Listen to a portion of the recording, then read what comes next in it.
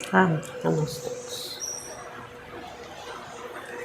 Se for inventar agora eu vou ficar com o microfone. Boa noite a todos. Sejam todos bem-vindos nesta noite, aqui, enquanto nós estamos reunidos em nome do nosso Mestre Jesus. E é com muita alegria que aqui estou mais uma vez. Obrigada pelo convite. E eu amo essa casa, amo vocês todos. E sempre que precisarem de mim, aqui estarei. Então, nós hoje vamos falar um tema bem interessante para o nosso momento, né, nossa vida aqui no planeta Terra, né, que é amar os vossos inimigos. Nossa, Alice. Amar os nossos inimigos, pagar o mal com o bem. Aprendeste o que foi dito: amareis vosso próximo e odiareis os vossos inimigos, né?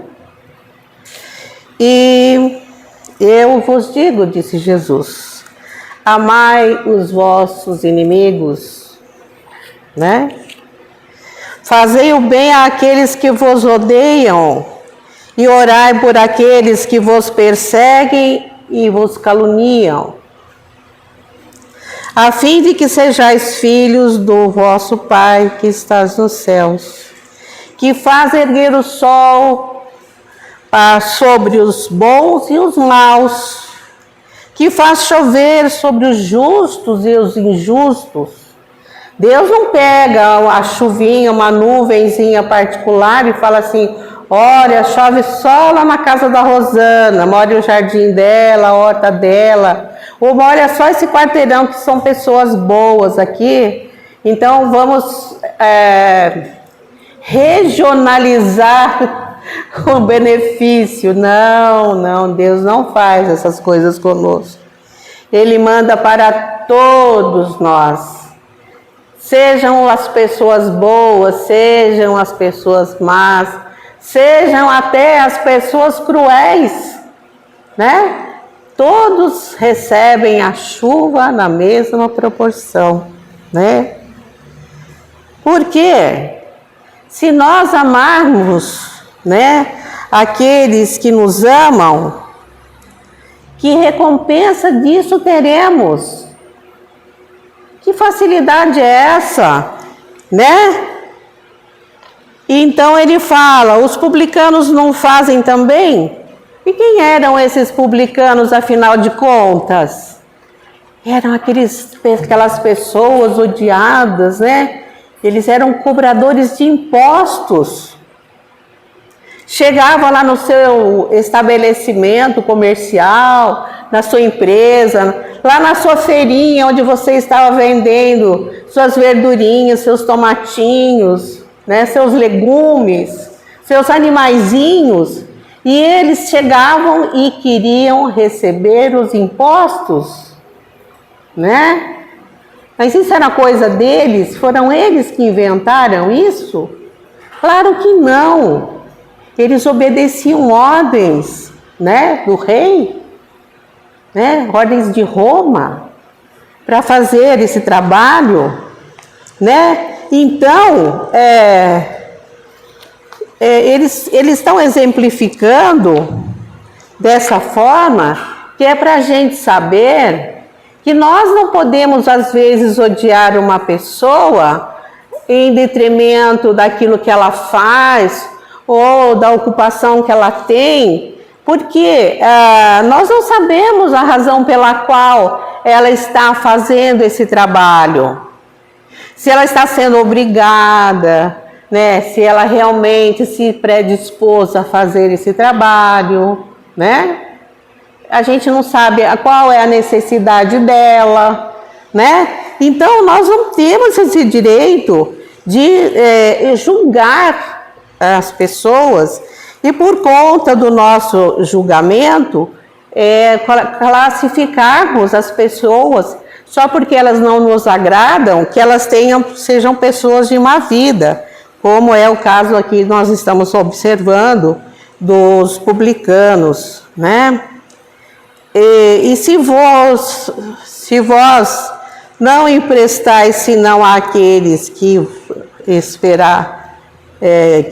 daqueles de quem vocês esperam alguma coisa, que recompensa que nós vamos ter daquilo que nós estamos fazendo e recebendo já o nosso trabalho, né? Recebendo a nossa recompensa, né?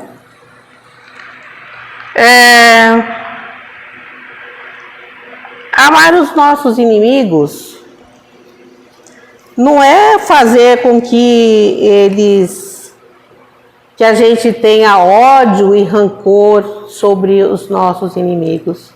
Porque se a gente for ver bem, a grosso modo, se a gente for bem sincero e olhar bem nos olhos do nosso inimigo, muitas coisas que ele nos fala e que nós não queremos ouvir, né?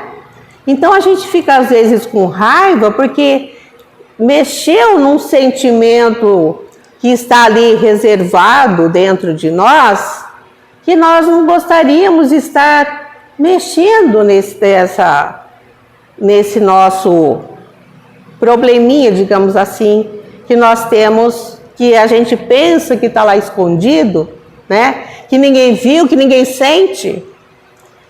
Mas o nosso inimigo está percebendo. E ele está falando, epa, olha aí para você e faz alguma coisa por você mesmo. Então, se a gente fosse ver bem, se a gente fosse sincero, nós íamos amar os nossos inimigos só por esta razão. Porque quando nós percebemos, através dessas observações feitas pelos nossos inimigos, dos nossos defeitos, das coisas que temos talvez escondidas, mas que ele é capaz de perceber através da sua sensibilidade, não é porque ele é inimigo nosso que ele não é uma pessoa que tenha sensibilidade.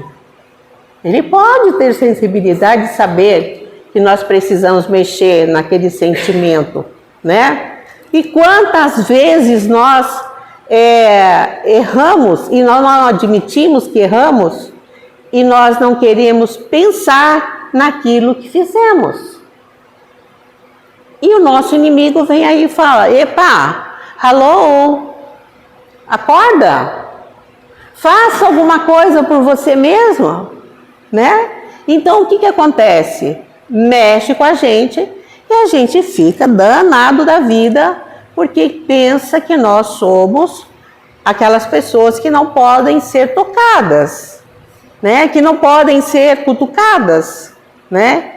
Mas quantas pessoas aqui no planeta Terra conseguiram o seu crescimento espiritual através dessas cutucadas que recebemos?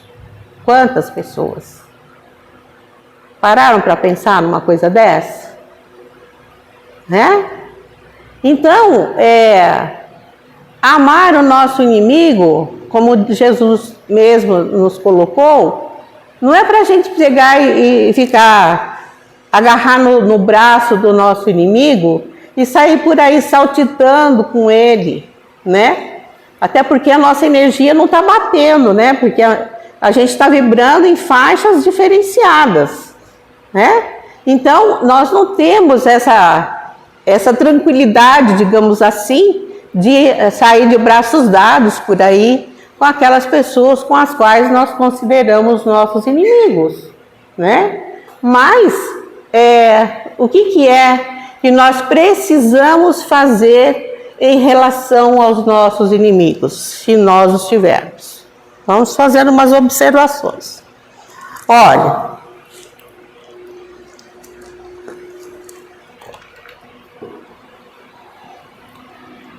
não odiar, não desejar mal, não ter desejo de vingança com relação ao nosso inimigo.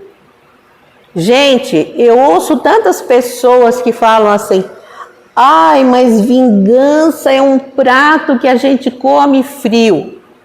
Não coma. Se é vingança, não coma nem quente e nem frio. Porque se você comer esse prato, ele vai te fazer um mal terrível. Por quê? Porque nós estaremos conectados 24 horas com essa pessoa que supostamente é o nosso inimigo por conta do nosso pensamento. E através do nosso pensamento estamos ligados permanentemente. Olha, tem inimigos só na rua? Pessoas que a gente conhece, o cobrador de impostos, o publicano? Não. O inimigo pode ter vindo morar dentro da nossa casa, né? De tanto a gente ser inimigo dele, ele resolveu no dia lá de escolher para a sua reencarnação, chegar para Deus e dizer assim: olha, eu preciso reencarnar na casa da Alice, porque eu tenho um problema com ela e eu desejo resolver definitivamente, efetivamente, essa situação que eu tenho com ela. Então eu preciso reencarnar na casa da Alice. Perceberam? E Deus pode sim permitir que esse meu desafeto venha reencarnar dentro da minha casa. Deus está me dando um castigo? Não. Deus está me dando uma oportunidade de me retratar com esse meu desafeto, de conviver com ele, de ter que cuidar dele, de ter que amá-lo e respeitá-lo e fazê-lo ser alguém para que no futuro ele seja um cidadão, por exemplo, respeitado. Ah, mas que difícil, eu tenho meu filho, como ele é difícil. Não tem problema, se ele é difícil, senta com ele e conversa com ele. Coloque os pingos nos is. Não é porque o seu filho é complicado, às vezes, que talvez seja o seu inimigo que veio habitar dentro do seu próprio lar, que você vai largá-lo à própria sorte, abandoná-lo, soltar para o mundo, para que alguém o adote e o tire do caminho correto, que o tire da realidade das coisas, que tire das mãos de Deus, né?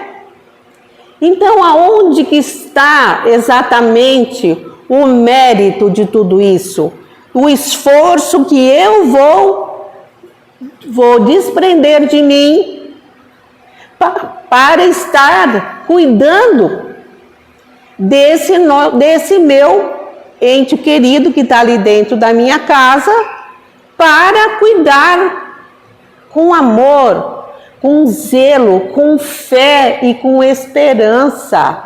Porque se eu me colocar diante de Deus e pedir a Ele que me dê força e coragem para levar adiante essa relação que existe, difícil, diga-se de passagem, mas que existe entre, sei lá, mãe e filha, ou marido e mulher, ou irmão, ou seja lá quem for que veio dentro do seu lar, né? Porque irmão também vive dentro do nosso lar. Qualquer pessoa que está dentro da nossa família. Então Deus não está me castigando. Deus está me dando uma oportunidade de fazer o quê? de jogar fora o meu orgulho, a minha vaidade, né? E a minha preguiça, né? E me dá uma oportunidade única de fazer com que esse meu relacionamento com os meus entes queridos, que eu vim conviver nessa vida, tenha bons frutos. Me lembro algum tempo atrás, há 40 e tantos anos, 50 anos mais preciso, não, 40, porque ele já tinha 9 anos. Meu filho perdeu a visão. Ele dormiu e acordou cego. Então houve todo aquele processo, né, de correrias, e eu estava grávida de 8 meses do meu filho caçula, então eu não sabia se eu acordava da minha gravidez, se eu cuidava do meu filho cego. Foi uma correria danada e foi um tempo difícil onde eu tive que me dividir entre o meu filho que nasceu recém-nascido, mas o filho que estava deficiente. E vocês vão falar, o que tem a ver tudo isso? Eu já vou chegar. Quando chegou o momento que ele já tinha feito as cirurgias, tentativas, tantas que não deram certo, ele voltou para a escola. Numa escola onde ele estudava, onde ele enxergava, onde ele tinha uma vida totalmente normal, né? E ele então retornou nessa mesma escola com uma programação diferenciada, onde ele teve uma professora que ia dar aula para ele em braille, então ia ser uma coisa tudo diferente. E aí eu mudei de São Paulo para o interior e o meu filho tinha que fazer tratamento e na cidade que eu estava morando não tinha nada para cuidar dele lá. Então eu tive que deixar com a minha mãe para ela poder fazer todo o processo de levá-lo nos lugares onde ele tinha que ir aprender as coisas que ele tinha que aprender. Muito bem. Ele retornou na escola e aí um dia minha mãe me liga e fala assim: o menino não quer ir na escola. Falei, mas por quê? Não sei, fala com ele. Aí ela me disse, eu disse, filho, o que aconteceu que você não quer ir na escola, bem? Eu não vou, porque meus amigos que eu brincava todos os dias com eles, agora eles pedem para eles vão se esconder e pedem para que eu os encontre e eu não consigo, porque eu não enxergo. E eles ficam dando gargalhadas, me chamando de ceguinho. Gente, vocês não imaginam o calafrio que dá na espinha numa hora dessas. Vocês não têm noção. Vocês não têm noção. Eu parei por um momento, peguei, pensei, falei, o que eu vou falar para esse menino? Mas Deus nunca abandona a gente nessa hora, não. De jeito nenhum. Eu falei, filho, você sabe que existem vários tipos de deficiências na vida aí das pessoas, né? Eu falou, eu sei. Então, aí fui enumerando os tipos de deficiências que existiam, né? E aí eu disse assim, filho, mas existe uma deficiência que é pior do que a sua deficiência e de todas essas deficiências que eu enumerei para você, e é muito pior. Ele falou, mas qual? Eu falei, a deficiência da alma. Quando você é deficiente da alma, você jamais irá compreender que você tem um companheiro de escola ou um companheiro de vizinhança ou sei lá do que está cego. Ele ficou em silêncio, não falou nada. E aí então, minha mãe disse que ele pegou a mochilinha dele e falou assim, vamos para a escola. Daí quando ele voltou, Eu disse, muito bem, filho.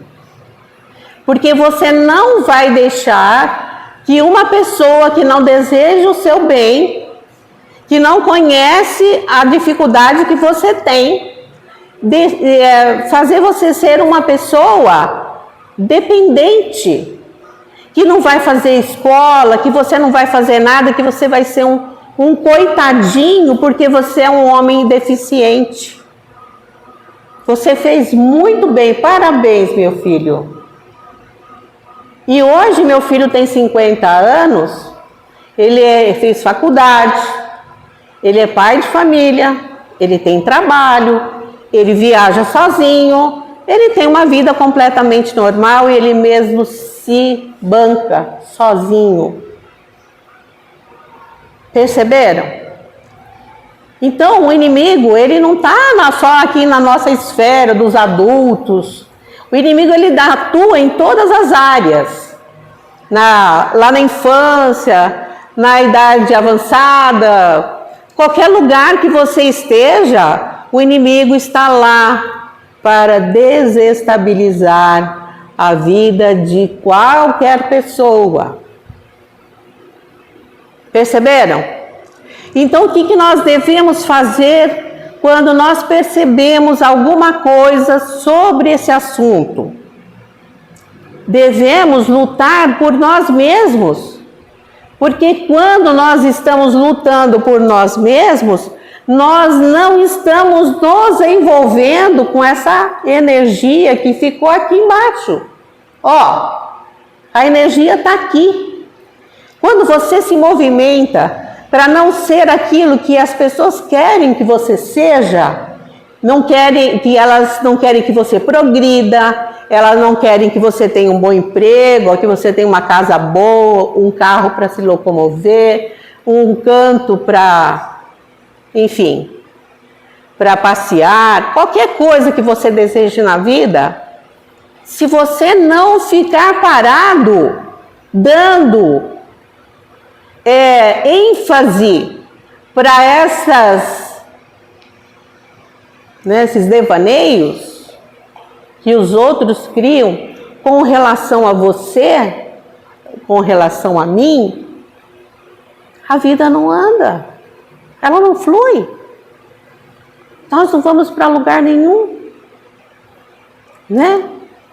Então, é isso que Jesus está falando aqui no Evangelho, que é para a gente caminhar, né? Para a gente não deixar, né, que essas manifestações nos proíbam de viver. Nós temos que ser misericordiosos com essas pessoas, porque elas muitas vezes não sabem o que estão fazendo. E nós temos que ser misericordiosos, como Jesus também foi misericordioso com todos nós. Esse é o princípio da caridade. Perceberam? O que Jesus falou? Fora da caridade não há salvação para todos nós. A gente não vai avançar. E nós vamos retornar para a espiritualidade como se aqui não tivéssemos passado.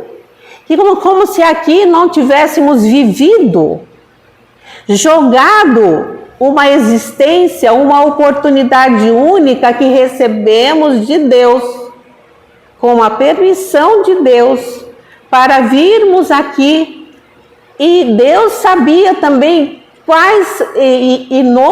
Ele não só sabia, como Ele nos comunicou e perguntou para cada um de nós se nós queríamos ou não vivenciarmos esta situação que nós estamos todos vivenciando. Cada um de nós tem a nossa historinha, os nossos problemas, as nossas convicções, a nossa fé, a nossa religião.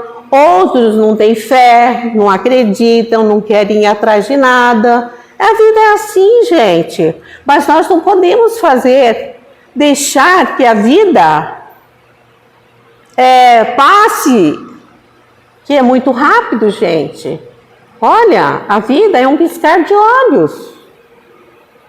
E daqui a pouco ela não existe mais. E a nossa oportunidade que nós recebemos para fazer a nossa parte, né?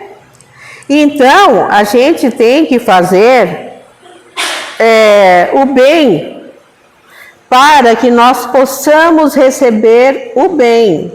O bem só chegará nas nossas mãos se nós não ficarmos aqui parados, né?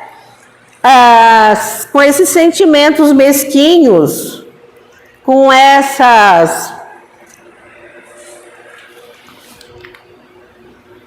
esses desejos impossíveis, né? Porque às vezes a gente cria uma imagem de uma coisa que é impossível.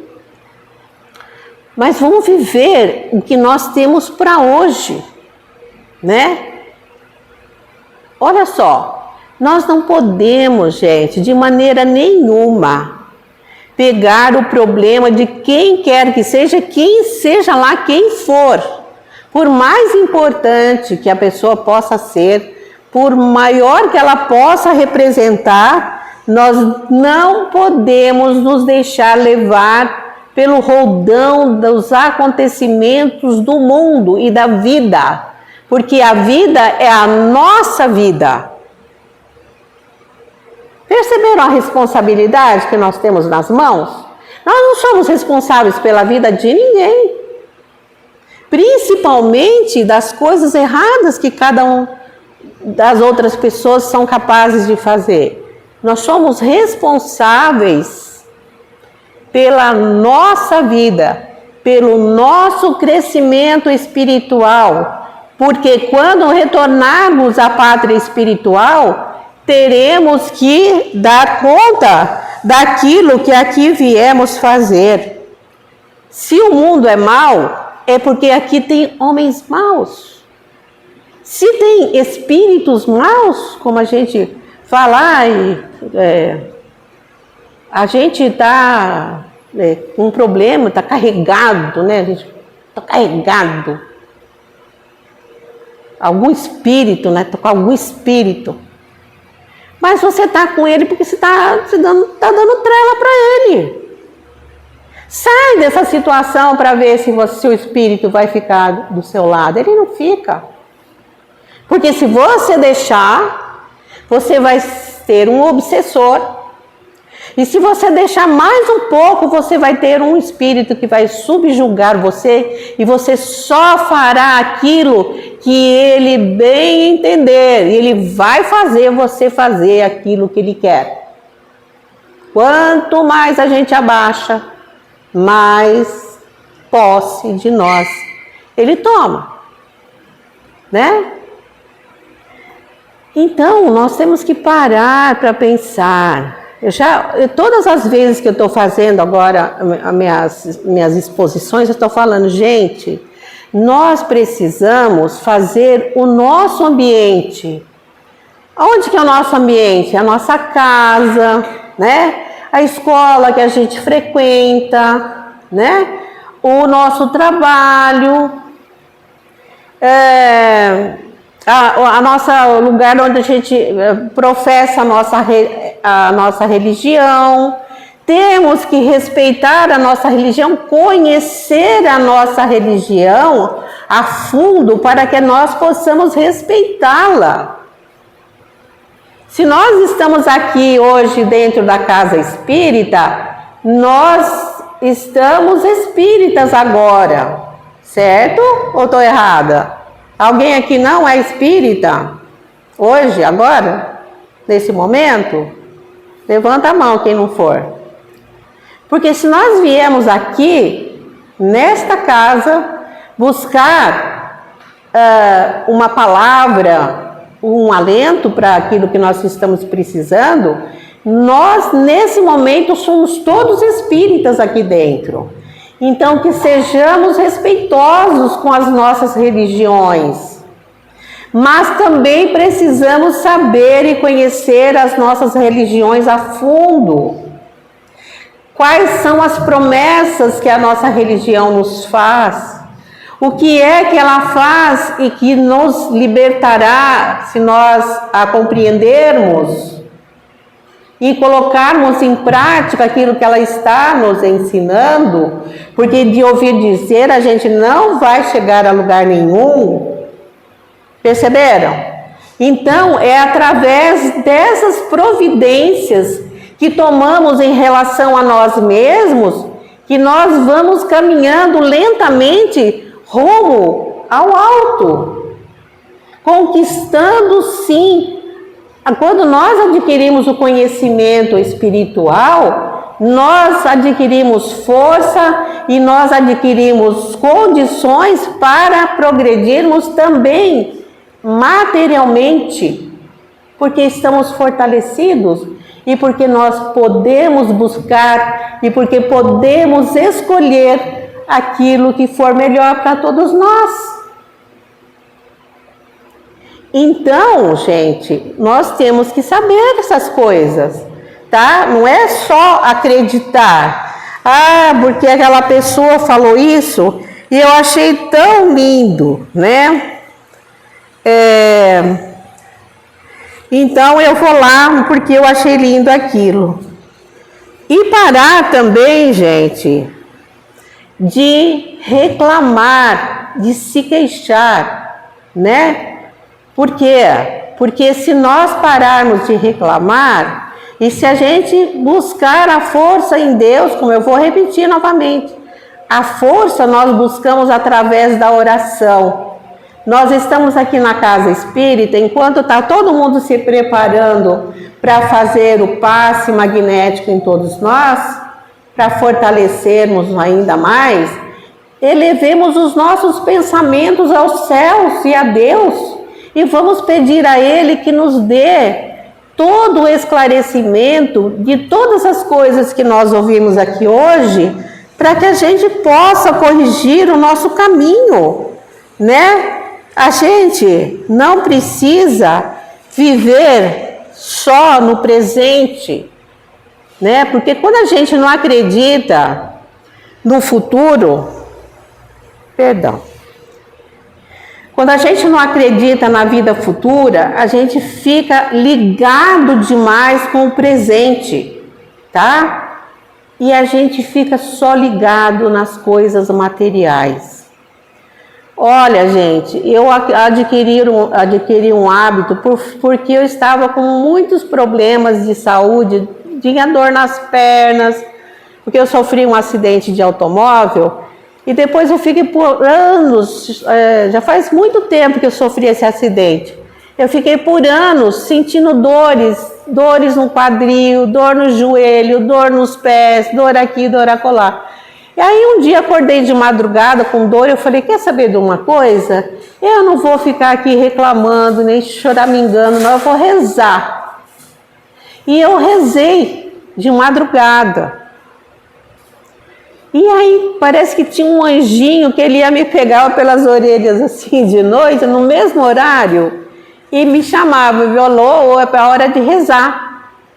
E eu fui fazendo isso todos os dias. Ah, mas você acorda 3 horas da manhã para rezar? Eu não acordava, alguém me acordava. E eu rezava. E fui rezando, aí saiu a dor do joelho, depois saiu a dor da perna, depois saiu a dor do pé, depois saiu a dor do quadril. E as dores foram indo embora, porque eu rezava e pedia todos os dias. Detalhe, não só para mim, para todas as pessoas que estivessem passando pelos mesmos problemas que eu estava passando. Pense bem, quando a gente tem um pedido a Deus para fazer, não sejamos egoístas, né? Sejamos caridosos, solidários, né? Então, quando a gente reza, a gente pede para todas as pessoas, não dói não, viu, gente? Não machuca, não acontece nada, é bom demais, tá? E assim eu fui fazendo, aí depois eu já passei a rezar também pelos meus filhos. Aí foi consertando uma coisa aqui, uma coisa ali, uma coisa colar. Quando eu percebi, a vida avançou. A vida avançou. E foi embora. Todo mundo todo mundo avançou junto comigo. E eu agradeço a Deus Todo-Poderoso, a esse Jesus maravilhoso que todas as vezes que nós chegamos perto dele e conversamos com ele a respeito dos nossos problemas, daquilo que está machucando no nosso coração, no nosso peito, na nossa alma, né? Às vezes até. Às vezes a coisa é tão... A gente leva tão a sério que ele machuca até a alma. E a gente vai lá e conversa com ele. Fala, Jesus, eu fui lá, eu estudei as tuas palavras, os teus ensinamentos. Então, por favor, me ensina como é que eu faço para chegar, me livrar de tudo isso. Conversa. Tem até um livro, não sei se vocês têm aqui, já tiveram, que chama-se Conversando com Deus. E a pessoa fazia isso mesmo. Todas as vezes ele sentava, ele ia lá falar com Deus e pedir para ele as orientações que ele precisava para poder avançar e se livrar dos problemas que ele estava vivenciando. Tá vendo? Tem cura. Quando eu chegava no médico, que depois das coisas que aconteceram, né? Eu já não ficava mais reclamando. Eu falava assim para ele, doutor, tem cura? Ele falava, tem. Eu falava, então vamos embora. Vamos fazer o nosso trabalho e pronto, né? O que mais que a gente pode falar aqui, né?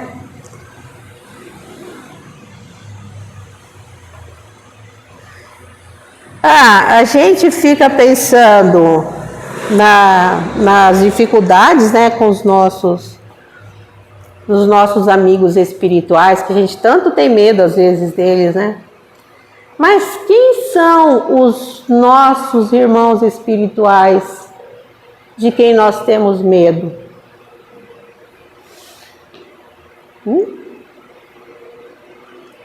Eu acho tão engraçado, gente, quando alguém desencarna, as pessoas falam assim,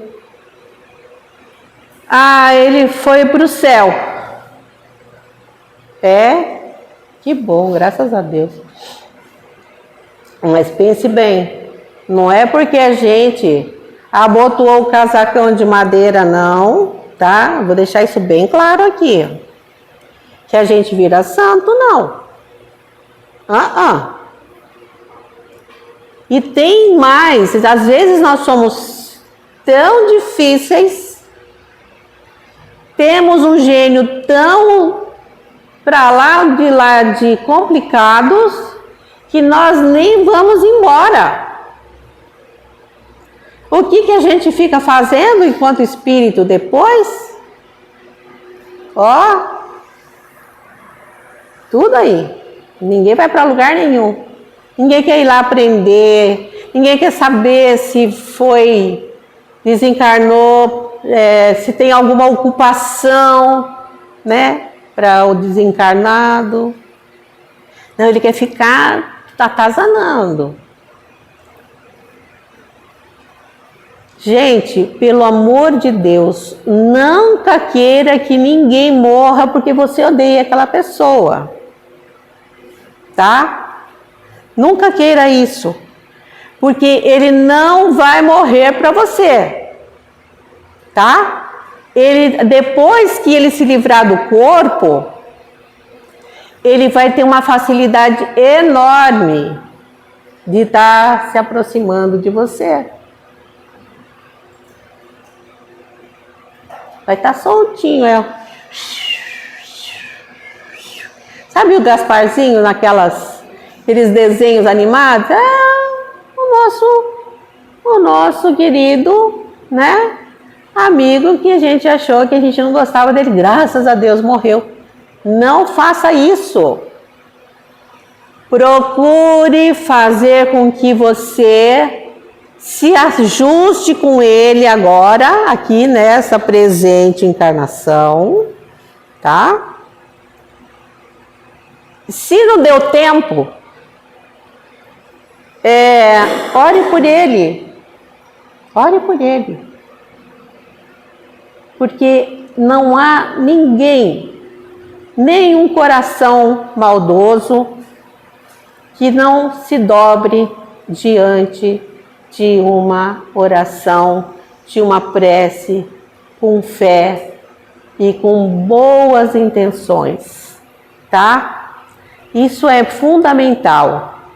Eu li um livro que agora não sei se vou lembrar qual era o nome dele, que um rapaz estava indo para o trabalho, acho que, se eu não me engano, é Crepúsculo de Outono. Alguém leu aí o livro que é Crepúsculo de Outono? E ele então foi atravessar a rua e teve um infarto e escataplá, morreu. E aí então ele chegou lá na espiritualidade e mostraram para ele que a esposa dele tinha ganho um buquê de flores do amigo dele, companheiro de trabalho. Esse espírito virou um trem bravo que vocês não têm ideia. Só para ter uma ideia, ele queria se vingar do camarada de qualquer jeito. E aí ele começou a fazer o quê? Se envolver com outros espíritos que também não gostavam do colega dele de trabalho e estavam já programando uma aprontação para o coitado do camarada. E aí a mãe, que já era desencarnada, pegou a equipe de espíritos que estavam com ela e tentaram, evitaram que aquele rapaz, espírito desencarnado, fizesse alguma coisa muito grave para o que estava ainda aqui encarnado. Então a gente precisa pensar em todos os detalhes, tá bom? Penso eu que já estou no meu tempo. Tô? Posso fazer minha prece? Então, gente, agradecida por tudo, por esta noite. Nós não terminamos de falar tudo ainda, mas o capítulo é bem extenso. Mas eu quero fazer uma prece que eu amo muito. E tenho certeza que também foi ela que me ajudou com as dores aqui e as dores acolá. Então vamos lá. Nós te rogamos, Pai de infinita bondade e justiça, as graças de Jesus Cristo através de Bezerra de Menezes e suas legiões de companheiros.